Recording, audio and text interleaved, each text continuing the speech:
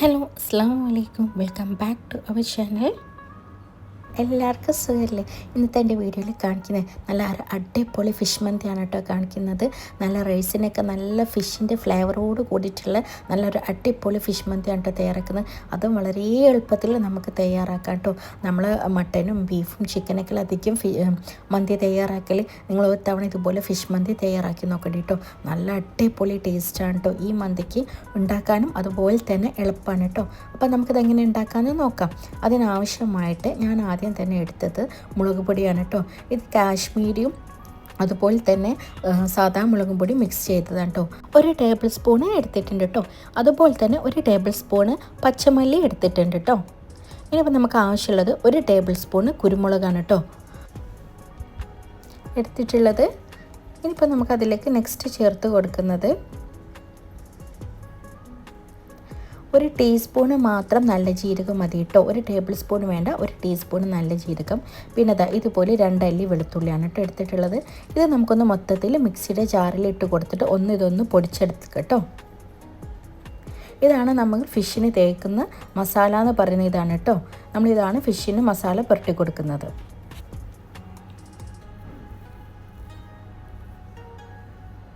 ഇനി ഞാൻ അതിലേക്ക് 2 ടേബിൾ സ്പൂൺ ഓയിൽ ചേർത്ത് കൊടുത്തിട്ടുണ്ട് കേട്ടോ. ശേഷം നമുക്കതിന് പാകത്തിനുള്ള ഉപ്പും കൂടി ചേർത്ത് കൊടുക്കണം. മസാലയിലേക്ക് ഇനി പാകത്തിനുള്ള ഉപ്പും കൂടി ചേർത്ത് കൊടുത്തിട്ട് വേണം കേട്ടോ നമ്മൾ മീനിലേക്ക് ഇതൊക്കെ ഒന്ന് പുരട്ടി കൊടുക്കാൻ. ഇനിയിപ്പോൾ ഞാൻ ഇതിന് പാകത്തിനുള്ള ഉപ്പും കൂടി ഇതിലേക്ക് ചേർത്ത് കൊടുക്കുന്നുണ്ട്. ഇനി ഒന്ന് മൊത്തത്തിൽ മിക്സ് ആക്കിയതിന് ശേഷം ഞാനിതൊന്ന് മൊത്തത്തിൽ മീനിൽ സ്പ്രെഡ് ചെയ്ത് കൊടുക്കുകയാണ് ചെയ്യുന്നത്. ഇതിപ്പോൾ അമൂറിൻ്റെ വലിയൊരു ഫിഷാണ് കേട്ടോ. അത് എത്ര ഗ്രാം ഉണ്ടല്ലോ, അത്യാവശ്യം വലിയ ഫിഷാണിത്. അപ്പോൾ ഞാനിതുപോലെ അത് നടുകെ ഒന്ന് കീറിയിട്ട് ഇതുപോലെ എടുത്തതാണ്.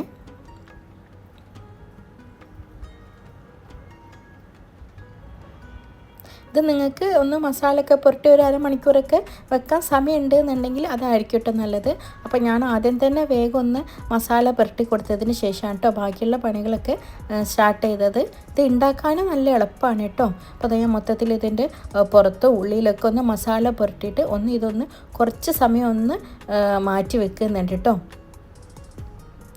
ഇനിയിപ്പോൾ ഞാനിതിലേക്ക് എടുക്കുന്ന റൈസ് എന്ന് പറയുന്നത് സെല്ലാൻ്റെ റൈസാണ് കേട്ടോ. സെല്ല മന്തി റൈസ് ഉണ്ടാവുമല്ലോ, അതാണ് കേട്ടോ എടുക്കുന്നത്. അപ്പോൾ അത് ഞാൻ എടുക്കുന്നത് ഒരു 1.5 ഗ്ലാസ്സാണ് കേട്ടോ. 1.5 ഗ്ലാസ് ഞാൻ ഇതുപോലെ എടുക്കുന്നുണ്ട്. ഇനിയിപ്പോൾ നമുക്കിത് നല്ലോണം ഒന്ന് വാഷ് ചെയ്തിട്ട് ഒരു 10 മിനിറ്റ് കേട്ടോ, 10 മിനിറ്റ് ഇതൊന്ന് സോക്ക് ചെയ്ത് വെക്കുക. ഇനിയിപ്പോൾ നമുക്ക് ഈ അരിക്ക് വേണ്ടിയിട്ട് ചോറിന് വേണ്ടിയിട്ടുള്ള പ്രിപ്പറേഷൻ കേട്ടോ. അതിന് വേണ്ടിയിട്ട് ഒരു 4 പച്ചമുളകും ഒരു സവാളയും ഒരു 5-6 വെളുത്തുള്ളി ഇതേപോലെ അരിഞ്ഞു കൊടുത്തതും ചേർത്ത് കൊടുക്കുന്നുണ്ട് കേട്ടോ. പിന്നെ ഞാൻ അതിലേക്ക് ചേർത്ത് കൊടുക്കുന്നത് ഒരു ക്യാപ്സിക്കത്തിൻ്റെ പകുതിയും കൂടിയാണ് കേട്ടോ.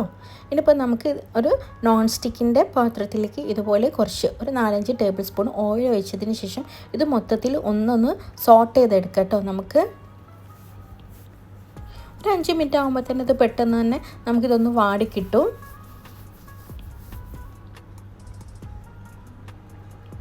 അപ്പോൾ നിങ്ങൾ എന്താ പറയുക, അരി കൂടുതൽ എടുക്കുന്നുണ്ടെന്നുണ്ടെങ്കിൽ ഇതുപോലെ മസാലകളൊക്കെ തയ്യാറാക്കുമ്പോൾ കുറച്ചും കൂടി കൂടുതൽ ക്വാണ്ടിറ്റി എടുക്കുക കേട്ടോ. ഇനി ഇതിലേക്ക് നമ്മൾ നേരത്തെ എടുത്തത് തന്നെ കുരുമുളക്, പച്ചമല്ലി, നല്ല ജീരകം, കറാമ്പു, ഏലക്കായ്, പട്ട ഇതൊക്കെ ഇതിലേക്ക് ചേർത്ത് കൊടുക്കാം.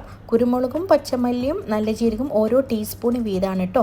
പിന്നെ 2 ഏലക്കായ്, 2 പട്ട, 2 ഗ്രാമ്പു അതും കൂടി ഇതിലേക്ക് ചേർത്ത് കൊടുക്കുന്നുണ്ട്. ഞാൻ ഓയിൽ ഒഴിച്ച പാടാണ് ഇത് ചേർത്ത് കൊടുക്കാത്തത്. അപ്പോൾ വല്ലാണ്ട് ഇതിനൊരു കുത്തൽ ഉണ്ടാവും. നേരെ മറിച്ച് ഇതുപോലെ മസാല നമ്മുടെ ഉള്ളിലേക്ക് വാടിയതിന് ശേഷം ചേർത്ത് കൊടുക്കുമ്പോൾ നമുക്ക് കുഴപ്പമില്ല. അപ്പോൾ അങ്ങനെ ചേർത്ത് കൊടുത്താൽ മതി കേട്ടോ. ശേഷം ഞാൻ നമ്മളുടെ ഡ്രൈഡ് ലെമണും കൂടി ചേർത്ത് കൊടുക്കുന്നുണ്ട് കേട്ടോ. ഉണക്കനാരങ്ങയില്ലേ, അതും കൂടി ഇതിലേക്ക് ചേർത്ത് കൊടുത്തിട്ടുണ്ട്. ഇനിയിപ്പോൾ ഞാൻ 1.5 ഗ്ലാസ് അരിയാണ് എടുത്തിട്ടുള്ളത്. അതുകൊണ്ട് തന്നെ ഞാൻ അതേ ഗ്ലാസ്സിൽ തന്നെ 3 ഗ്ലാസ് ചൂടുള്ള വെള്ളമാണ് കേട്ടോ ഇതിലേക്ക് ഒഴിച്ച് കൊടുക്കുന്നത്. 3 ഗ്ലാസ് വെള്ളം കൂടി ഇതിലേക്ക് ചേർത്ത് കൊടുത്തതിന് ശേഷം നമുക്ക് ചോറിന് പാകത്തിനുള്ള ഉപ്പ് ഇതിലേക്ക് ചേർത്ത് കൊടുക്കാം. ഇനി നമുക്കിതിലേക്ക് അരി 10 മിനിറ്റ് കുതിർത്ത് വെച്ച അരി ഊറ്റിയതിന് ശേഷം ഞാനിതിലേക്ക് ഇട്ട് കൊടുക്കുന്നുണ്ട് കേട്ടോ. ഞാൻ അരമണിക്കൂറൊന്നും സോക്ക് ചെയ്ത് വെക്കല്, 10 മിനിറ്റാണ് സോക്ക് ചെയ്ത് വെക്കൽ. ചില സമയത്ത് മാത്രം അരിക്കനുസരിച്ചിട്ടാണ് കേട്ടോ അരമണിക്കൂറൊക്കെ സോക്ക് ചെയ്ത് വെക്കൽ. ഇനിയിപ്പോൾ ഞാൻ അതാ ഇതുപോലെ ഒരു വെയിറ്റുള്ളൊരിത് വെച്ചിട്ട് ഞാനൊരു റിങ്ങാണ് വെക്കുന്നത്. അപ്പോൾ നിങ്ങൾ ഇതുപോലെ തയ്യാറാക്കുമ്പോൾ നിങ്ങളെ വീട്ടിൽ ഓവൻ്റെ ഒക്കെ സ്റ്റാൻഡ് ഉണ്ടെന്നുണ്ടെങ്കിൽ സ്റ്റാൻഡ് ഇറക്കി വെച്ചാൽ മതി. ഇപ്പോൾ എൻ്റെ കയ്യിൽ സ്റ്റാൻഡ് ഇല്ലാത്ത ഞാൻ ഇതുപോലെ റിങ്ങാണ് കേട്ടോ ഇറക്കി വെക്കുന്നത്. പിന്നെ ഇതിൽ നിങ്ങൾ പ്രത്യേകം ശ്രദ്ധിക്കാനുള്ളത്, ഇതുപോലെ റിങ് ആയാലും സ്റ്റാൻഡ് ആയാലും ഒരു ഫോയിൽ ഇതുപോലെ വിരിച്ച് കൊടുത്തിട്ട് ഫോയിലിന് ഇത് നമുക്ക് ഒരു ഓൾസ് ഇട്ട് കൊടുക്കില്ല, ഓൾസ് ഇട്ട് കൊടുത്തിട്ടിട്ട് വേണം കേട്ടോ ഫിഷ് വെക്കാൻ. എനിക്ക് ചെറിയൊരു മിസ്റ്റേക്ക് പറ്റിപ്പോയത്, എനിക്ക് ഇതുപോലെ ഫോയിൽ വെക്കാനുള്ള ഒരു ഇത് ഓർമ്മയിൽ പോയില്ല. അതുകൊണ്ട് തന്നെ ഫിഷ് ആയി വന്നപ്പോൾ ഫിഷ് പൊടിഞ്ഞു പോയി. അപ്പോൾ നിങ്ങൾ എന്തായാലും തയ്യാറാക്കുമ്പോൾ ഇതുപോലെ റിങ് ആയാലും സ്റ്റാൻഡ് ആയാലും ഒരു ഫോയിൽ വിരിച്ചിട്ട് ഫോയിലിന് ചെറിയ ചെറിയ ഓൾസ് ഇട്ട് കൊടുത്തിട്ട് വേണം ഫിഷ് ഇതുപോലെ വിരിച്ച് കൊടുക്കാൻ കേട്ടോ. ഇങ്ങനെ ഫിഷ് വെക്കുന്ന സമയം കൊണ്ട് എന്താണെന്ന് വെച്ചാൽ നമ്മളുടെ റൈസിനൊക്കെ ഫിഷിൻ്റെ ഫ്ലേവർ നല്ലോണം ഇറങ്ങി കിട്ടും. അപ്പോൾ നമ്മൾ സെപ്പറേറ്റ് ആയിട്ട് ഓവനിൽ പോയിട്ട് ഗ്രില്ല് ചെയ്യാനോ തവയിൽ ഗ്രില്ല് ചെയ്യാനൊന്നും നിൽക്കേണ്ട. ഇങ്ങനെ ചെയ്യുമ്പോഴാണ് നമ്മുടെ ഫിഷിലുള്ള ഫ്ലേവർ മുഴുവനും നമ്മളെ റൈസിലേക്ക് ഇറങ്ങി കിട്ടുക. അപ്പോൾ തയ്യാറാക്കുമ്പോൾ നിങ്ങൾ എന്തായാലും അങ്ങനെ തയ്യാറാക്കണം കേട്ടോ. ഫിഷ് തന്നെ ഇതിലേക്ക് വെച്ചിട്ട് ഒരുമിച്ച് വേണം കേട്ടോ ചോറും ഫിഷും തയ്യാറാക്കാൻ. ഇനിയിപ്പോൾ ഞാനൊരു ഫോയിൽ മുകളിൽ വെച്ചിട്ട് നല്ലോണം ആവിയൊന്നും പുറത്ത് പോവാത്ത രീതിയിൽ വെച്ചിട്ട് വേണം കേട്ടോ. ഇത് നമുക്ക് 40 മിനിറ്റ് ചെറിയ സിമ്മിലിട്ടിട്ട് വേണം കേട്ടോ ഇത് തയ്യാറാക്കാൻ. അപ്പോൾ ഞാൻ 40 മിനിറ്റ് ഇത് ചെറിയ തീയിലിട്ടിട്ട് എടുത്തതിന് ശേഷം ഇപ്പോൾ ഓഫ് ആക്കി അതിൻ്റെ ആവിയൊക്കെ ഒന്ന് ചൂടൊക്കെ ശേഷമാണ് ഞാനിപ്പോൾ ഇത് എടുക്കുന്നത്. അപ്പോൾ ദാ കണ്ടല്ലോ, എൻ്റെ ഫിഷൊക്കെ നല്ലോണം ഫിഷും ആയാലും നമ്മളുടെ റൈസായാലും കറക്റ്റ് പാകത്തിൽ വെന്ത് കിട്ടിയിട്ടുണ്ട്. പക്ഷേ എന്താ വെച്ചാൽ എനിക്ക് ഫിഷ് കൊണ്ട് എടുക്കാനുള്ള ഒരു ബുദ്ധിമുട്ട് വന്നു പോയി. കാരണം എനിക്ക് ഫോയിൽ അതിൽ അടിയിൽ വെക്കാനാണ് വിട്ടു പോയതുകൊണ്ട് തന്നെ ഫിഷ് കൊണ്ട് എടുക്കുമ്പോൾ പൊടിഞ്ഞു പോയി. അപ്പോൾ നിങ്ങൾ തയ്യാറാക്കി നോക്കുമ്പോൾ എപ്പോഴും എന്ത് ചെയ്യണം, നിങ്ങൾ ഫോയിൽ എന്തായാലും വെക്കണം. സ്റ്റാൻഡായാലും റിങ് ആയാലും എന്തായാലും ഒന്ന് ഫോയിൽ വെച്ചിട്ട് വേണം കേട്ടോ. അതാകുമ്പോൾ നമുക്ക് പെട്ടെന്ന് തന്നെ ഫോയിലിൻ്റെ മുകളിൽ കൂടി പൊട്ടാണ്ട് നമുക്ക് കിട്ടും. ഇത് ഫോയിൽ വെക്കാത്തത് കൊണ്ട് തന്നെ ഫിഷ് ചെറുങ്ങനൊന്ന് പൊട്ടിപ്പോയി. ചൂടുകൊണ്ട് തന്നെ എനിക്ക് എടുക്കാനുള്ള ഒരു ബുദ്ധിമുട്ടും ഉണ്ടായിരുന്നു.